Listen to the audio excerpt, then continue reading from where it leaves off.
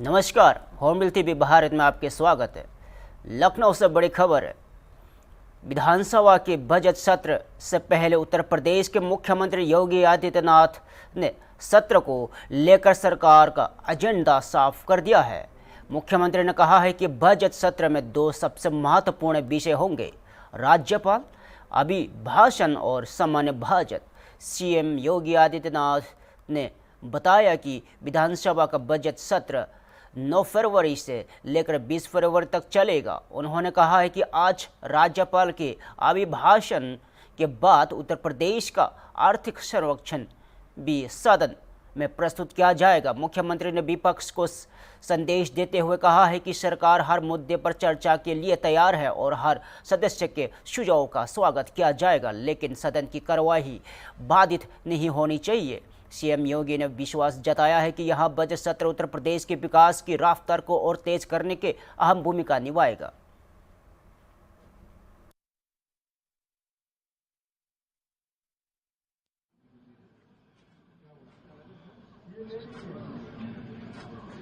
विधानमंडल की आज से प्रारंभ हो रही इस कार्रवाई में आप सबका स्वागत करता हूं। उत्तर प्रदेश विधानमंडल आज से अपना बजट सत्र प्रारंभ कर रहा है और जो संसदीय परंपराएं हैं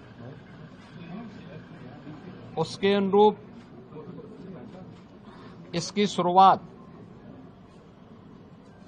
माननीय राज्यपाल जी के अभिभाषण से होगी।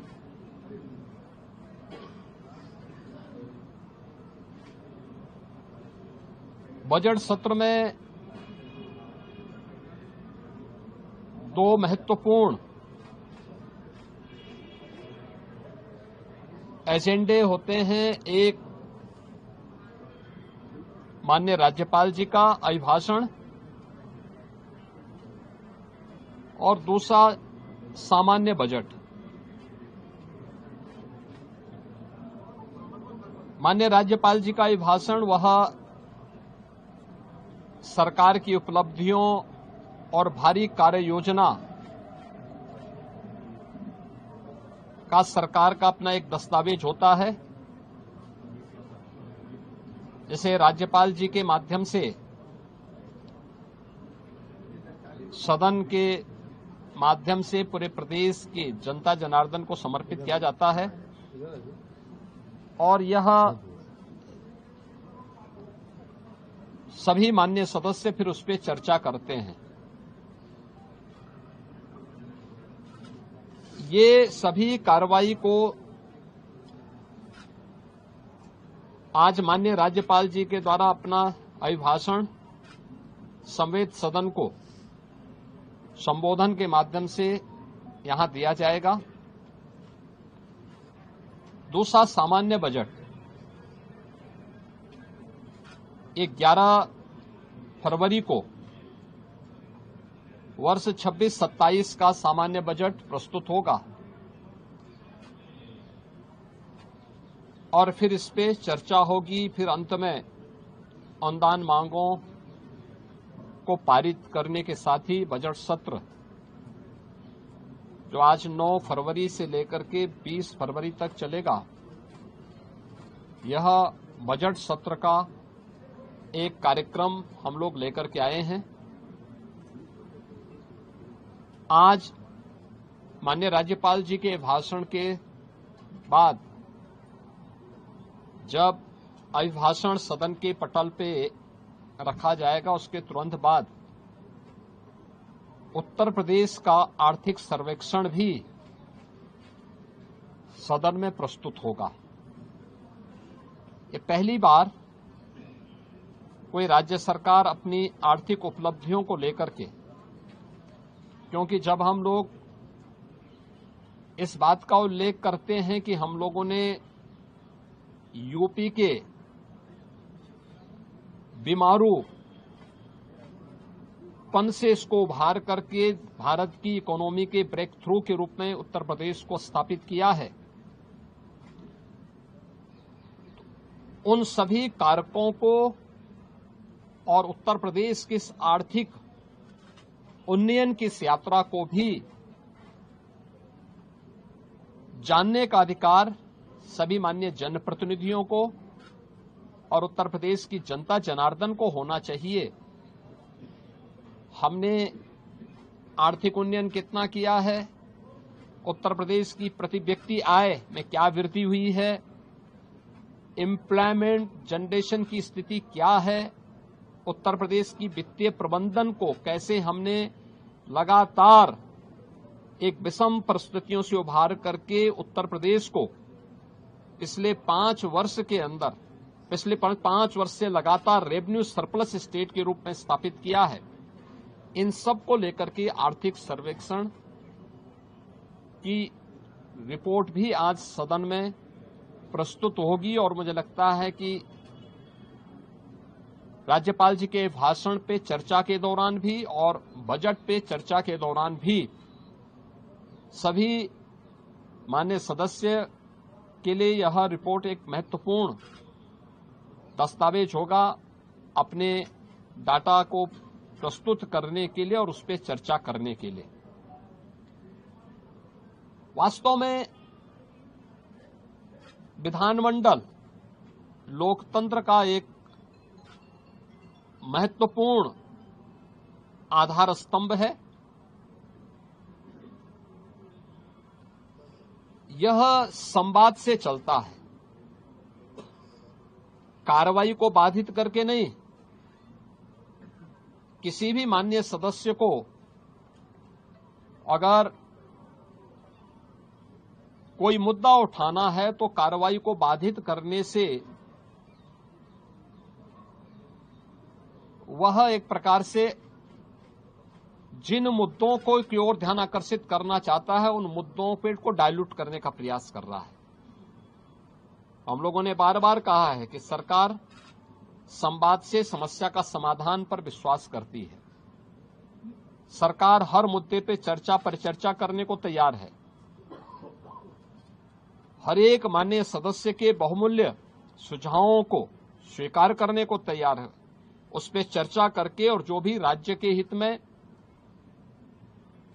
आवश्यक है उस प्रकार का कदम उठाने के लिए तत्पर है, तैयार है। लेकिन कार्रवाई को बाधित न किया जाए, अनावश्यक शोरगुल से बचा जाए। यद्यपि पिछले 9 वर्ष के अंदर उत्तर प्रदेश विधान मंडल में कार्रवाई के नए कीर्तिमान स्थापित हुए हैं और हम विश्वास करेंगे कि बजट सत्र जिस पर पूरे प्रदेश की और देश की भी निगाहें होंगी, इस बजट सत्र को इन 2 महत्वपूर्ण सरकारी कार्यों के साथ ही तमाम प्रकार के विधायी कार्यों को माननीय सदस्यों के अपने महत्वपूर्ण मुद्दों को भी उठाने का एक मंच बनेगा। इस विश्वास के साथ मैं बजट सत्र के अवसर पर विधानमंडल के सभी माननीय सदस्यों का और इस पूरी प्रक्रिया को सुचारू रूप से संपन्न करने के लिए विधानमंडल से जुड़े हुए जो हमारे अधिकारीगण हैं उन सब का भी, आप सभी का भी मैं हृदय से अभिनंदन करता हूं और विश्वास करता हूं कि बजट सत्र उत्तर प्रदेश के विकास की इस स्पीड को और तीव्र करने में एक बड़ी भूमिका का निर्वहन करेगा। मेरा सभी पक्षों के माननीय सदस्यों से अपील होगी कि हमें विधायिका के सर्वोच्च मंच को जनता जनार्दन से जुड़े हुए मुद्दों पर एक सार्थक चर्चा को आगे बढ़ाने, संवाद से समस्या के समाधान की दिशा में एक नया मार्ग आगे बढ़ाने की दिशा में अपना प्रयास करना चाहिए। मैं सभी माननीय सदस्यों का बजट सत्र के अवसर पर, क्योंकि यह सत्र और यह वर्ष हमारी सरकार का 10वां बजट है, तो उस दृष्टि से अत्यंत महत्वपूर्ण है। मैं सभी का एक बार फिर से सबका स्वागत करता हूं। उत्तर प्रदेश के विधानसभा के बजट सत्र से पहले दिन कांग्रेस विधानमंडल दल की नेता आराधना मिश्रा मोना ने योगी सरकार पर तीखा हमला बोला है। आराधना मिश्रा मोना ने कहा है कि सरकार बजट के नाम पर सिर्फ दिखावा कर रही है। उनका कहना है कि सिर्फ आंकड़े बढ़ा देने से विकास नहीं होता, जरूरत है बजट के सही और ईमानदार इस्तेमाल की। वही संघ प्रमुख मोहन भागवत द्वारा वीर सावरकर को भारत रत्न देने की मांग पर भी आराधना मिश्रा मोना ने प्रतिक्रिया दी। उन्होंने कहा कि भारत रत्न की गरिमा पहले से ही बहुत ऊंची है और किसी भी देशभक्ति या योगदान को साबित करने के लिए किसी प्रमाण पत्र की जरूरत नहीं होती है। उत्तर प्रदेश की जनता का भला नहीं होने वाला है। सरकार केवल और केवल डरती है, चर्चा से, सवालों से डरती है और भाग जाती है। यही वजह है कि सरकार सत्र के समय को हमारे विपक्ष के अनुरोध के बाद भी वो बढ़ाना नहीं चाहती। मैम सावरकर को भारत रत्न देने की बात कहते हुए कहा गया कि अगर उनको भारत रत्न मिलेगा तो भारत रत्न का सम्मान बढ़ जाएगा। भारत रत्न सुशोभित किया है बहुत से ऐसे महापुरुषों ने। उसके सम्मान को बढ़ाने के लिए किसी भी व्यक्ति की एंडोर्समेंट की, सर्टिफिकेट की आवश्यकता नहीं है।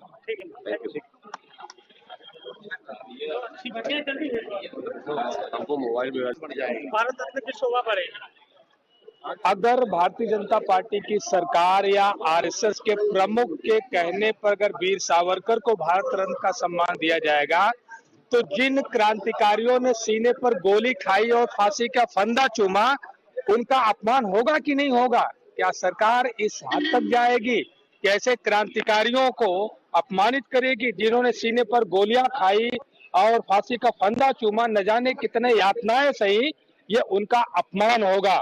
ऐसे लोगों को सम्मान नहीं दिया जाना चाहिए जो अंग्रेजों से बारंबार माफी मांगने का काम करे और देश की अस्मिता को गिराने का काम करे। बजट आने वाला है, किस तरह से देखते, क्या उम्मीदें हैं समाजवादी पार्टी? देखिए, ये भारतीय जनता पार्टी की सरकार का जो 9 लाख करोड़ का जो बजट है, ये ढोल के अंदर पोल है। इसमें आप देखेंगे कि जो इंफ्रास्ट्रक्चर पर, चाहे वो एजुकेशन सेक्टर हो, चाहे वो हेल्थ सेक्टर हो, इस पर पैसा खर्च करने का काम नहीं किया गया है। और बेरोजगारी को कम करने के लिए, एमएसएमई को बढ़ाने के लिए, लोगों को रोजगार देने के लिए जो योजनाओं में जो पैसा लगाना चाहिए, सरकार ने उस पर लगाने का काम नहीं किया है। तो निश्चित रूप से इसमें वित्तीय अनुशासन इस बजट में कहीं भी दिखाई नहीं पड़ता है। हमारी समस्या रही है, उसको बिगाड़ा जा रहा है। सरकार जो कह रही है कि हम काम कर रहे हैं, लेकिन वहाँ पुराने मंदिर तोड़े जा रहे हैं, घाट को तोड़ा जा रहा है, वहाँ लोगों को उजाड़ा जा रहा है। बिल्कुल। कमलाकांत जी, आज आप लोग मणिकर्णिका घाट डिमोलिश के पोस्टर्स लेकर आए हैं, क्या कुछ कहेंगे? ये पुरानी हमारी एक घाट रहा है, जहाँ पुराने मंदिर रहे हैं, इसको तोड़ा जा रहा है। आप डेवलप करिए उसको, लेकिन पुरानी जो हमारी सभ्यता, जो हमारे पुराने मंदिर रहे हैं, उसको तोड़ा जा रहा है, उसको डिमोलिश किया जा रहा है, उसको तोड़ फोड़ किया जा रहा है। और जो लोग वहाँ 100 साल 200 साल से लोग अपने रोजी रोटी के लिए वहाँ दुकानें हैं, उनको तोड़ा जा रहा है। क्या मांग करती है समाजवादी पार्टी? समाज ये मांग करती है, जो पुरानी हमारे घाट है उसको रहने दिया जाए, जो मंदिर पुराने रहे हैं वो तोड़ा जा रहा है। ये हमारी पार्टी, हम लोग मांग करते हैं कि जो हमारी पुरानी वहाँ बनारसी कल्चर रहा है, जो काशी का कल्चर रहा है, जो घाट का कल्चर रहा है, उसको तोड़ फोड़ खत्म ना किया जाए। ठीक। भीषण और ये लेके आए तख्ती हीलाबाई होलकर का नहीं सहेंगे अपमान, ये क्या है? लेकिन जो पुराने कल्चर रहे, लोक माता अहिल्याबाई होलकर जी ने इस घाट का पुनर्निर्माण किया था।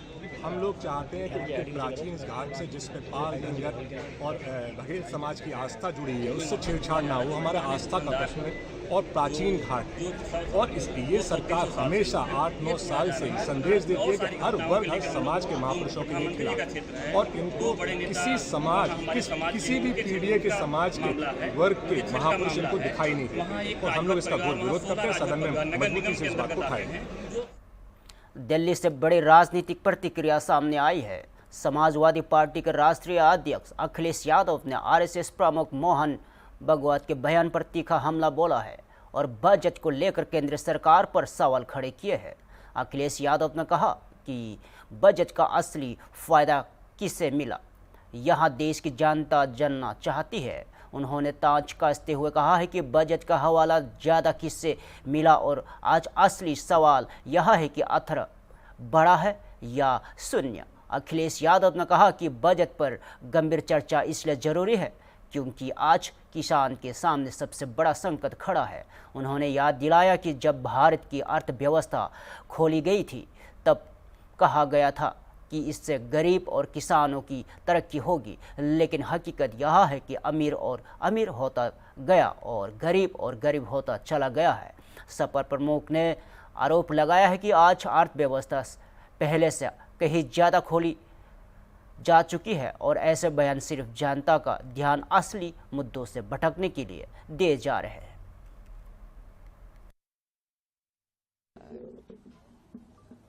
बजट का हलवा जो बना था वो ज्यादा किसको मिला? आज समय ये है कि 18 बड़ा है कि शून्य, 18 बड़ा है कि शून्य, और जो बजट का हलवा बनता है उसका शेयर ज्यादा किसको मिला है। और बजट पर चर्चा इसलिए होनी चाहिए कि किसान के लिए सब रास्ते खोल दिए हैं। अब किसान करेगा क्या? अगर अमेरिका की चीजें आएंगी, कुछ मात्रा में आए, ज्यादा आए, कभी भारत ने अपनी अर्थव्यवस्था खोली थी और ये बताया गया था गरीब और किसान की तरक्की होगी और खुशहाली आएगी। जब हम पीछे मुड़ करके देखते हैं, अमीर अमीर हुआ है, गरीब गरीब हुआ है, और जो बातें उस समय कही गई थी जब बाजार खोला जा रहा था, उससे ज्यादा अर्थव्यवस्था आज खोल दी हमारी। उदाहरण के लिए हमारे जानवर का भी फीड बाहर से आएगा। फिर झांसी में बने हुए ग्रास और फॉडर रिसर्च इंस्टीट्यूट का क्या होगा, जिसका काम ही ये है कि हमारे जो जानवर हैं उनको खाना कैसा अच्छा मिले, फॉडर। तो अब बताइए, सुनने में आया कि एनिमल फीड भी वहां से आएगा, सोयाबीन का ऑयल आएगा वहां से। हमारे गन्ना किसानों के लिए बताया गया इथेनॉल से आपको खुशहाली तरक्की होगी, अब इथेनॉल भी आएगा। तो ये सब जो बातें हो रही हैं वो ध्यान हटाने के लिए हो रही हैं। ये जहां सत्यमेव जयते लिखा है, यहां राष्ट्रपिता महात्मा गांधी जी का प्रतिमा थी। राष्ट्रपिता महात्मा गांधी पीछे पहुंचा दिए गए और राष्ट्रपिता महात्मा गांधी जी केवल एक बार मिले इनसे, उसके बाद दोबारा नहीं मिले। हम राष्ट्रपिता महात्मा गांधी, समाजवादी, लोहिया जी, नेताजी, उसके रास्ते पे, उनके सिद्धांतों पे चलने वाले लोग हैं। और बाबा साहब भीमराव अम्बेडकर जी का संविधान बचे, सुरक्षित हो, उसके माध्यम से हक मिले, सम्मान मिले, उस रास्ते पे चलना चाहते हैं। आप समर्थन करते हैं कि नहीं उनके, या विरोध? क्या जब राष्ट्रपिता महात्मा गांधी दोबारा नहीं मिले उनसे कभी, हम तो राष्ट्रपिता महात्मा गांधी के रास्ते पे चलने वाले लोग हैं, लोहिया के रास्ते पे चलने वाले लोग हैं। बाबा साहब। मुंबई महाराष्ट्र से बड़ी खबर है। राष्ट्रीय स्वयंसेवक संघ के प्रमुख मोहन भागवत ने अपनी भूमिका और उम्र को लेकर बड़ा बयान दिया है। मोहन भागवत ने कहा है कि उनके 75 साल पूरे होने के बाद उन्होंने स्वयं कार्यकर्ताओं से कहा था कि अब उनका समय पूरा हो गया है। हालांकि कार्यकर्ताओं ने उनसे कहा कि वे पूरी तरह सक्रिय है, घूम रहे हैं और काम कर रहे हैं, इसलिए रुकना चाहिए। मोहन भागवत ने स्पष्ट किया कि उनका संघ में बने रहना उनकी व्यक्तिगत इच्छा का विषय नहीं है, बल्कि यहाँ संघ की निर्णय होता है। उन्होंने कहा है कि अगर वे यहाँ नहीं भी रहे तो भी उनका निजी विकल्प नहीं होता। संघ में जिम्मेदारी से रिटायर्ड होने के बाद भी संगठन का काम जीवन भर चलता रहता है। मोहन भागवत के इस बयान को संघ की कार्य संस्कृति और अनुशासन से जोड़कर देखा जा रहा है। वो एक श्रद्धा का स्थान माना जाता है, वहाँ चुनाव वगैरह नहीं है। वहाँ जो होगा उसके प्रति अपनी श्रद्धा लोग रखते हैं। वो व्यक्ति का मान नहीं है, वो आसन का मान है। अब नियुक्ति ऐसे होती है, निवृत्ति कभी भी हो सकती है।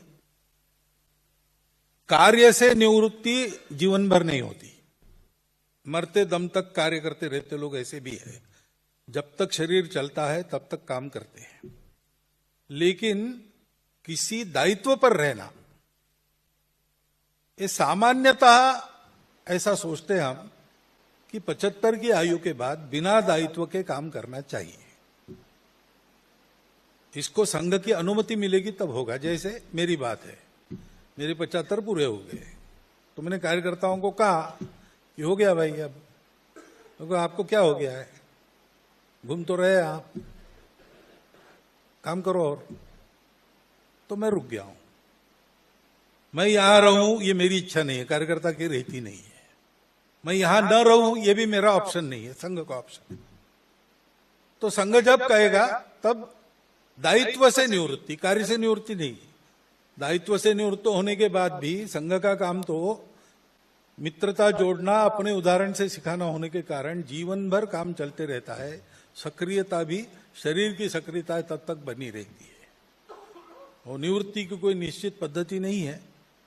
निवृत्तम में जब कोई व्यक्ति कहता है कि मुझे होना है, तो क्या कारण है वगैरह देखकर जितना हो सकता है आखिरी बूंद चूस लेने तक उसको हम निवृत्त नहीं होने देते, ऐसा है। और निवृत्त करना पड़े किसी को, ऐसा समय अभी तक आया नहीं। हो न आए ऐसी इच्छा है। फिलहाल के लिए इतना ही। ताज़ा खबरों देखते रहिए होम टीवी भारत।